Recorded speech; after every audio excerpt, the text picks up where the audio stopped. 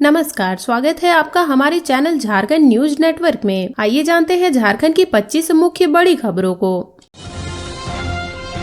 मैया सम्मान योजना का क्रेज, 58 लाख से अधिक हुए लाभुक। इस दिन आएगी जनवरी माह की किस्त। झारखंड मुख्यमंत्री मैया सम्मान योजना के लाभुकों की संख्या 58 लाख से अधिक हो गई है। अगस्त 2024 से शुरू हुई इस योजना के तहत अब तक लाभुकों की संख्या में 16,99,394 की बढ़ोतरी हुई है। योजना के तहत दिसंबर की राशि 6 जनवरी को दी गई थी। 6 जनवरी को राज्य भर में मैया सम्मान योजना की लाभुकों की संख्या 56,61,791 थी, जो अब बढ़कर 58,09,799 हो गई है। यानी 6 जनवरी के बाद लाभुकों की संख्या में 1,47,988 की बढ़ोतरी हुई है। वहीं जनवरी में लाभुकों की संख्या 59 लाख से अधिक होने का अनुमान है। राज्य भर में ग्रामीण क्षेत्रों में मैया सम्मान योजना का आवेदन संबंधित प्रखंड कार्यालयों में और शहरी क्षेत्र में अंचल कार्यालय में जमा किया जा रहा है। प्रखंड कार्यालय व अंचल कार्यालय की देखरेख में इसकी ऑनलाइन एंट्री की जा रही है। मैया सम्मान योजना की जनवरी की राशि अगले हफ्ते बैंक खाते में ट्रांसफर कर दी जाएगी। विभागीय स्तर पर इसके लिए तैयारी शुरू कर दी गई है। मैया सम्मान योजना के लिए अब तक 67,84,154 आवेदन जमा हुए हैं। इनमें से 58,09,789 लाभुकों के आवेदन का सत्यापन हो गया है। इन्हें योजना का लाभ मिलेगा। शेष आवेदनों का सत्यापन की प्रक्रिया चल रही है। मैया सम्मान योजना के आवेदनों के सत्यापन के क्रम में गड़बड़ी के मामले भी सामने आ रहे हैं। राज्य के विभिन्न जिलों में आवेदन के सत्यापन के क्रम में कई ऐसे लाभुक पकड़े गए हैं जो योजना के लाभ लेने के योग्य नहीं है। ऐसे लोगों पर कार्रवाई भी की जा रही है। जिला स्तर पर ऐसे लाभुकों को चिन्हित कर उन पर कार्रवाई की जा रही है। जिलों को समाज कल्याण निदेशालय को भी इसकी जानकारी देने को कहा गया है। राज्य के 6 जिलों में लाभुकों की संख्या 24 लाख से अधिक है। इनमें से रांची, धनबाद, गिरिडीह, बोकारो, पूर्वी सिंहभूम और पलामू शामिल हैं। झारखंड के पूर्व विधायक गुलाब सिंह मुंडा का निधन, पूर्व सांसद समेत कई लोगों ने जताया शोक। आज होगा अंतिम संस्कार। खरसावा के पूर्व विधायक गुलाब सिंह मुंडा का शनिवार की देर शाम को निधन हो गया। वह पिछले 1 माह से उम्र संबंधित बीमारियों से जूझ रहे थे। उनका निधन चाईबासा स्थित सदर अस्पताल में इलाज के दौरान हुआ। उन्होंने बिहार विधानसभा में 1972 से 1977 तक खरसावा विधानसभा क्षेत्र का प्रतिनिधित्व किया। 3 दिन पहले ही उन्हें चाईबासा के सदर अस्पताल में भर्ती कराया गया था। गुलाब सिंह मुंडा के पुत्र संजोग बांद्रा ने बताया कि पूर्व विधायक वे पिछले 20 दिनों से भोजन तक छोड़ चुके थे। उन्हें भोजन के रूप में लिक्विड पेय दिया जा रहा था। शनिवार की देर शाम उन्होंने अंतिम सांस ली। गुलाब सिंह मुंडा के पार्थिव शरीर की अंत्येष्टि रविवार को स्थानीय रीति रिवाज के अनुसार उनके पैतृक गांव कुचाई के तिलोपदा में किया जाएगा। शनिवार की देर शाम उनका पार्थिव शरीर पैतृक गांव कुचाई के तिलोपदा लाया गया। उनके परिवार के कई सदस्य दिल्ली समेत अन्य प्रदेशों में रहते हैं। रविवार को जब परिवार के सभी सदस्य घर पहुंचेंगे तब उनके पार्थिव शरीर की अंत्येष्टि की जाएगी। उनके निधन पर पूर्व सीएम अर्जुन मुंडा, स्थानीय विधायक दशरथ गागराई, पूर्व विधायक मंडल मुंडल ने गहरा शोक व्यक्त किया है। खरसावा के पूर्व विधायक गुलाब सिंह मुंडा सादगी भरा जीवन जीते थे। उनकी छवि बेहद मददगार और मिलनसार वाली थी। उन्हें साइकिल पर चलना खूब पसंद था। पूर्व विधायक होते हुए भी अक्सर वे साइकिल में घूमते दिखाई देते थे। ग्रामीण विकास विभाग में इन पदों पर निकली बहाली, ऐसे करें आवेदन। और क्या है योग्यता? अगर आप भी सरकारी नौकरी की तलाश में हैं तो आपके लिए खुशखबरी है। दरअसल ग्रामीण विकास विभाग के अंतर्गत मनरेगा कोषांग में 8 पदों पर बहाली निकली है। हालांकि ये नियुक्ति संविदा के आधार पर होगी। इसके तहत 3 विषय कार्य पदाधिकारी की नियुक्ति होगी। वे अवर सचिव स्तर के होंगे। विशेष कार्य पदाधिकारी का वेतन भी अवर सचिव स्तर का ही होगा। इसके अलावा एक MIS के पद पर भी भर्ती होगी। साथ ही साथ एक सहायक अभियंता, एक सहायक वन संरक्षक, एक मीडिया सह-प्रशिक्षण पदाधिकारी और एक लेखपाल की नियुक्ति होगी। इसके लिए विभाग ने 6 जनवरी तक ऑफलाइन आवेदन मांगा है। अगर आप भी ग्रामीण विकास विभाग की ओर से निकली भर्ती के लिए आवेदन करना चाहते हैं तो इसके लिए आपको ऑफलाइन फॉर्म भरकर पोस्ट ऑफिस के माध्यम से दिए गए विभाग के पते पर भेजने होंगे। साथ ही योग्य अभ्यर्थी को अपना अनुभव भी अपनी शैक्षणिक योग्यता के साथ जमा करना होगा। आवेदन करने वालों को झारखंड का स्थायी निवासी होना अनिवार्य है। 3 विशेष कार्य पदाधिकारी के पास प्रशासनिक स्तर के अनुभव के साथ साथ किसी भी मान्यता मान्यता प्राप्त विद्यालय से स्नातकोत्तर की डिग्री होना अनिवार्य है। साथ ही ग्रामीण विकास क्षेत्र में 5 वर्षों का अनुभव होना अनिवार्य है। इसके अलावा कार्यपालक अभियंता का भी ग्रामीण विकास के क्षेत्र में कम से कम 3 साल का अनुभव होना अनिवार्य है। इसके अलावा किसी भी मान्यता प्राप्त संस्थान से एकेडमिक की डिग्री होना अनिवार्य है। ज्यादा जानकारी के लिए आप ग्रामीण विकास विभाग के आधिकारिक ट्विटर हैंडल देख सकते हैं। झारखंड से कुपोषण खत्म करने की पहल, शिशु शक्ति खाद्य पैकेट का वितरण शुरू। झारखंड सरकार ने कुपोषण को खत्म करने के लिए पहल शुरू की है। इसके लिए सरकार ने गंभीर रूप से कुपोषित बच्चों के लिए शिशु शक्ति खाद्य पैकेट का वितरण करना शुरू कर दिया है। इसकी शुरुआत 18 जनवरी 2025 शनिवार को हुई। शिशु शक्ति नामक खाद्य पैकेट में सरकार द्वारा वर्तमान में उपलब्ध कराए जा रहे राशन की तुलना में ऊर्जा, प्रोटीन और सूक्ष्म पोषण तत्वों से भरपूर है। पश्चिमी सिंहभूम जिले के चक्रधरपुर प्रखंड में पायलट प्रोजेक्ट के तौर पर इसकी शुरुआत की गई। कार्यक्रम में 10 अति गंभीर कुपोषित बच्चों की देखरेख करने वाले उपस्थित अतिथियों ने संवर्धित THR का वितरण किया। 5 गर्भवती महिलाओं की गोद भराई एवं 5 बच्चों का अन्नप्राशन भी किया गया। पश्चिमी सिंहभूम जिले के चक्रधरपुर रेलवे ऑफिसर क्लब के सभागार में कार्यक्रम का आयोजन हुआ। इस अवसर पर राजस्व, निबंधन एवं भूमि सुधार विभाग और परिवहन विभाग के मंत्री दीपक बिरुवा ने कहा कि झारखंड सरकार की इस महत्वाकांक्षी शिशु शक्ति सर्वाधिक THR कार्यक्रम का मुख्य उद्देश्य झारखंड सरकार के सपनों को साकार करना है। इसके लिए सबसे जरूरी है कि हर घर के बच्चे का पोषण स्तर का आंकलन हर महीने किया जाए। जो भी अति गंभीर कुपोषित बच्चे हैं उनको इस कार्यक्रम से जोड़कर राज्य को कुपोषण मुक्त बनाने की दिशा में काम किया जाए। IAS अफसर के एक बेटे का 6 साल में 3 बार 3 जगह हुआ जन्म, ऐसे हुआ खुलासा। किसी भी व्यक्ति का जन्म एक बार होता है, एक ही जगह वह जन्म लेता है, लेकिन भारतीय प्रशासनिक सेवा के अधिकारी के एक बेटे का जन्म 3 बार हुआ। 3 जगहों पर उसके बेटे ने जन्म लिया। तारीख वही रही, सिर्फ साल बदलते रहे। IAS अधिकारी के इस बेटे का जन्म पहली बार वर्ष 2013 में हुआ, दूसरी बार वर्ष 2015 में और तीसरी बार वर्ष 2017 में हुआ। IAS अधिकारी ने अपने बेटे के पासपोर्ट में जन्म की तारीख बदलने के लिए आवेदन दिया, तब इसका खुलासा हुआ। पता चला कि झारखंड में कार्यरत IAS अधिकारी राजीव रंजन के पुत्र आदित्य ने 3 बार जन्म लिया। उनके बर्थ सर्टिफिकेट भी बने हुए हैं। जी हाँ, 13 अक्टूबर 2013, 13 अक्टूबर 2015 और 13 अक्टूबर 2017 को इस बच्चे ने अलग अलग जगहों पर जन्म लिया। जन्म का वर्ष बदलता गया, जन्म स्थान बदलता गया, लेकिन राज्य और शहर वही रही। झारखंड की राजधानी रांची में अलग अलग जगहों पर उसका जन्म हुआ। बकायदा अलग अलग जगहों और अलग अलग तारीख के साथ उसका जन्म प्रमाण पत्र भी रांची नगर निगम ने बना दिया।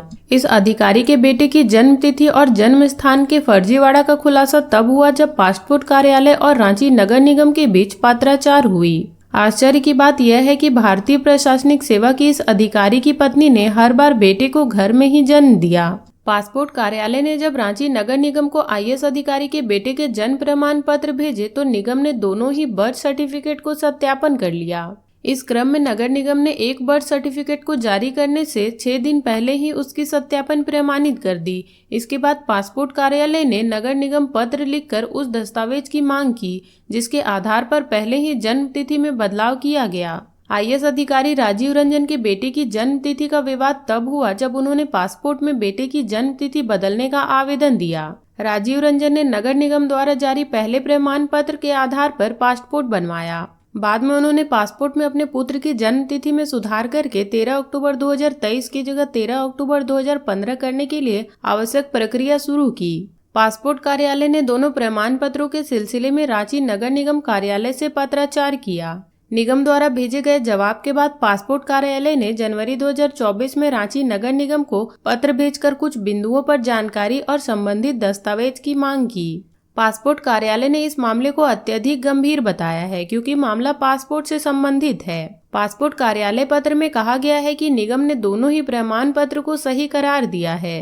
पासपोर्ट कार्यालय ने जन्म मृत्यु निबंधन अधिनियम 1969 की धारा 15 में किए गए प्रावधान के आलोक में नगर निगम के उस दस्तावेजों की मांग की है जिसके आधार पर पहले जारी किए गए प्रमाण पत्र अंकित जन्म तिथि को गलत करार दिया गया। पासपोर्ट कार्यालय ने नगर निगम से यह भी जानना चाहा कि जो प्रमाण पत्र 11 जनवरी 2024 को जारी किया गया था उसे 5 जनवरी 2024 को कैसे सत्यापित किया गया।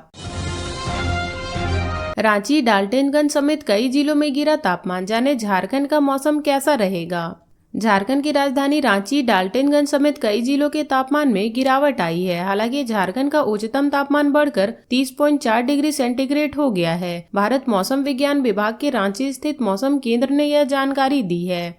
मौसम केंद्र ने कहा कि झारखंड का उच्चतम तापमान सामान्य से अधिक हो गया है। रांची के उच्चतम तापमान की बात करें तो यह पिछले 24 घंटे में 1.8 डिग्री सेंटीग्रेड बढ़कर 25 डिग्री हो गया है, जो सामान्य से 0.8 डिग्री सेंटीग्रेड अधिक है।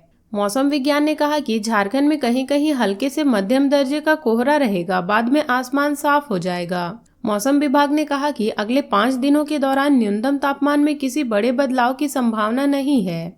जमशेदपुर का उच्चतम तापमान 2 डिग्री बढ़कर 28 डिग्री हो गया, जो सामान्य से 0.8 डिग्री सेंटीग्रेड अधिक है। डाल्टनगंज के तापमान में पिछले 24 घंटे के दौरान 6.4 डिग्री सेंटीग्रेड की वृद्धि हुई है। यहाँ का पारा 26 डिग्री हो गया है, जो सामान्य से 0.4 डिग्री अधिक है। चाईबासा का अधिकतम तापमान 2.6 डिग्री सेंटीग्रेड से बढ़कर 30.4 डिग्री सेंटीग्रेड हो गया है। यह सामान्य से 5.2 डिग्री सेंटीग्रेड अधिक है।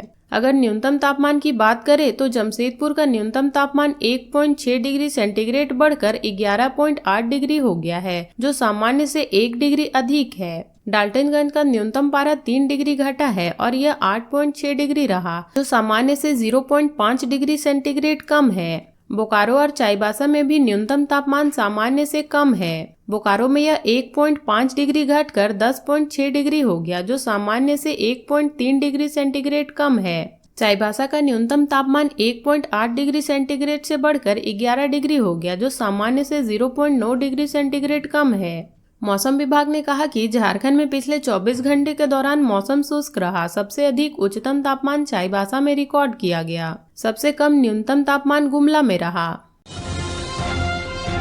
देवघर के 106 गांव में पाइपलाइन से खेतों तक पहुंचेगा पानी। पुनासी डैम से मेगा लिफ्ट इरिगेशन का ये प्रस्ताव तैयार। जल संसाधन विभाग ने पुनासी डैम से पहला मेगा लिफ्ट इरिगेशन का ये प्रस्ताव तैयार किया है।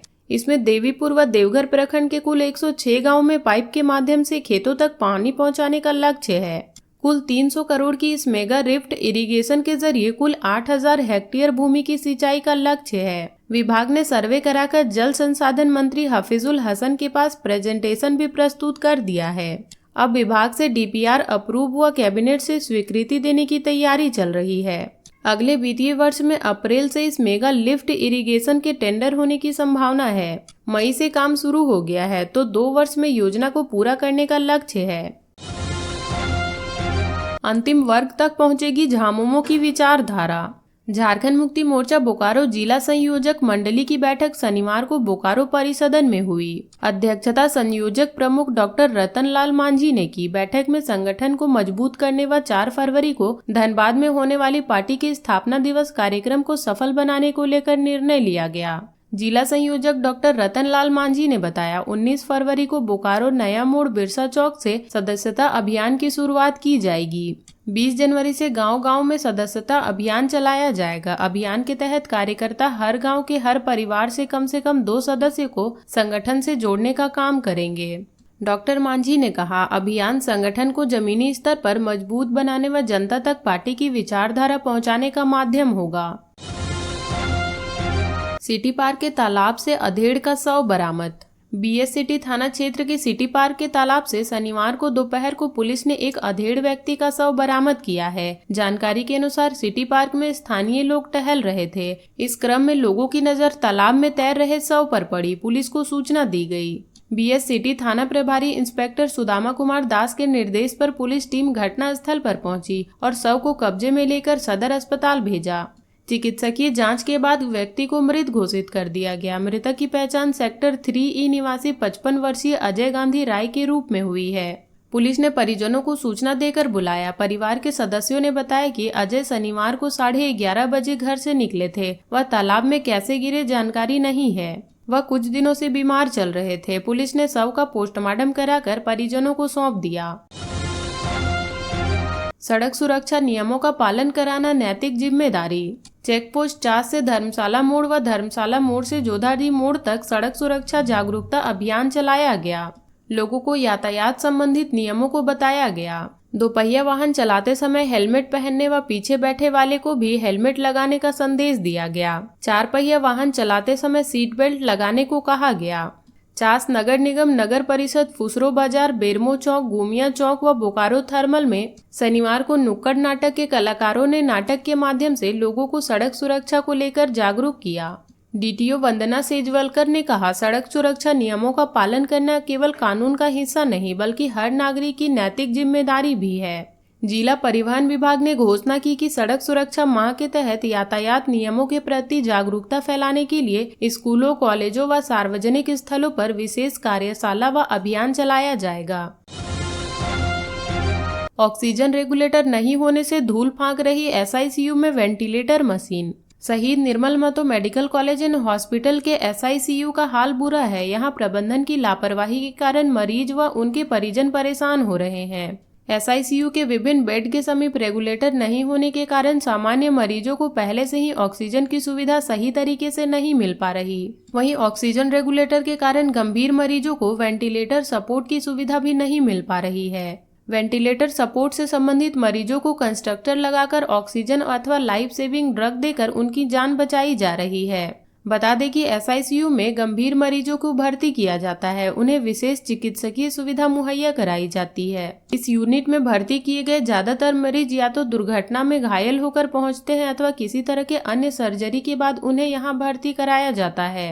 वर्तमान में एसआईसीयू में बेड के समीप लगे ऑक्सीजन रेगुलेटर मशीन खराब हो चुकी है, वहीं कुछ मशीनें चोरी हो गई हैं। बता दें कि एसआईसीयू में लगे उपकरणों के मेंटेनेंस की जिम्मेदारी निजी एजेंसी एपेक्स इंडिया को सौंपी गई थी। इस वार्ड से जुड़े सभी प्रकार की सामग्री खराब होने पर बदलने की जिम्मेदारी इसी एजेंसी की है। अस्पताल प्रबंधन ने एसआईसीयू में खराब रेगुलेटर को बदलने का निर्देश एजेंसी को दिया है। बावजूद इसके एजेंसी खराब उपकरणों को बदलने में लापरवाही बरत रही है। मेंटेनेंस के नाम पर उक्त एजेंसी सिर्फ खाना पूर्ति करने में लगी हुई है। वेंटिलेटर में ऑक्सीजन रेगुलेटर का इस्तेमाल रोगी की सुरक्षा व प्रभावी तरीके से ऑक्सीजन प्रदान करने के लिए किया जाता है। ऑक्सीजन रेगुलेटर वेंटिलेटर के साथ जुड़ा होता है और यह ऑक्सीजन की मात्रा को नियंत्रित करता है जो रोगी को दी जाती है।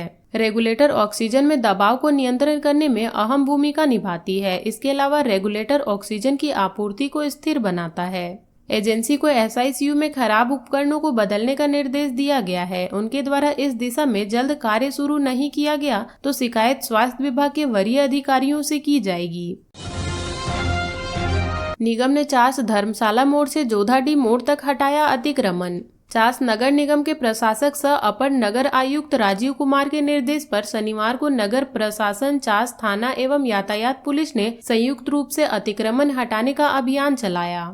इस क्रम में धर्मशाला मोड़ से लेकर जोधाडी मोड़ तक फुटपाथ पर लगी दुकानों को हटाया गया। साथ ही फुटपाथ पर गलत तरीके से खड़े वाहनों को सख्त निर्देश देते हुए हटाया गया। नेतृत्व कर रहे नगर प्रबंधन अनूप गुंजन टोपो ने कहा कि निगम प्रशासन लगातार अभियान चलाकर फुटपाथ का अतिक्रमण हटा रही है, लेकिन कुछ जगह लोग बार बार अतिक्रमण करते हैं।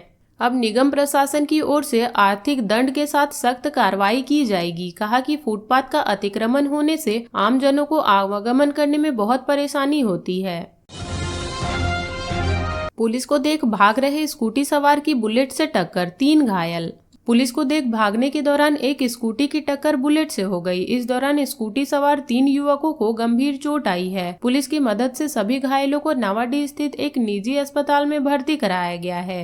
ज्ञात हो कि शनिवार को सुबह ट्रैफिक पुलिस की ओर से बिरसा मुंडा पार्क के पास वाहन जांच की जा रही थी। इस दौरान बिरसा मुंडा चौक से मेमको मोड़ की ओर जा रहे स्कूटी सवार की नजर पुलिस द्वारा लगाए गए चेकिंग पर पड़ी। स्कूटी पर 3 लोग सवार थे। वे स्कूटी घुमाकर भागने लगे। इस दौरान पीछे से आ रहे बुलेट की स्कूटी से टक्कर हो गई। इस घटना में स्कूटी सवार हीरापुर निवासी 2 नाबालिग व एक अन्य गिरकर घायल हो गए। ट्रैफिक पुलिस के जवान सभी को तत्काल ऑटो से निजी अस्पताल ले गए और भर्ती कराया। इस घटना में बुलेट सवार बोकारो निवासी जग्गू रवानी को भी चोट आई है। अस्पताल में प्राथमिक इलाज के बाद उसे छोड़ दिया गया है। पुलिस ने स्कूटी जब्त कर ली है। तो ये थी झारखंड की अब तक की बड़ी खबरें। ऐसे ही झारखंड की खबरों से अपडेट रहने के लिए हमारे चैनल झारखंड न्यूज नेटवर्क को सब्सक्राइब कर लें और बेल आइकन को प्रेस कर लें ताकि हमारी हर वीडियो का अपडेट आप तक पहुंच सके।